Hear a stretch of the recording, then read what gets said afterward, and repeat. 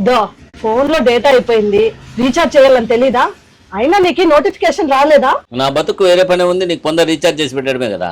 Notification వచ్చింది 3 రోజుల ముందరే, అయినా నేను చేయలే. నేను చేయని సారి ఏమన్నా చేసుకో. ఏమి ఒళ్ళు ఎట్లుంది, ఎందుకు చేయవు?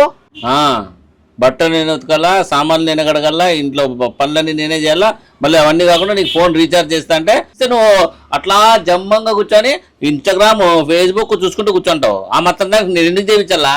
ఇదిగో ఏం నోరు లేస్తుంది, సర్లే 2 రోజులు ఆ పనులన్నీ నేను చేస్తాను, రీఛార్జ్ 2 రోజులేనా? వారం రోజులు చేస్తే నేను రీఛార్జ్ చేస్తా, లేకపోతే చేయను. అవన్నీ కుదరవు, 3 రోజులు చేస్తా, ఓకేనా? వారం చేస్తే నేను చేస్తా, లేకపోతే నేను రీఛార్జ్ చేయను. నేను అబ్బబ్బబ్బబ్బా మొండి పట్టు పడుతున్నావు కదా. అయినా ఇంకా 5 రోజులు చేస్తాను, రీఛార్జ్ చెయ్యి, లేకపోతే రాత్రి చెలాక్ కాచి వాతలు పెట్టి. ఇది రాత్రి చెరాకుతో వాతలు కాల్చినా కలుస్తుంది, వద్దులే. 5 days చేస్తావు కదా, కన్ఫర్మ్ కదా? నువ్వు మాట ఇచ్చినావు చూడు, తప్పినా అంటే బాగుండదు. నీ మీద కొట్టు. సర్లే రీఛార్జ్ చేసానులే,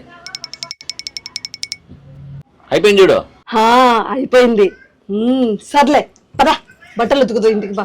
అదేంటి మాట ఇచ్చినావు కదా నువ్వు?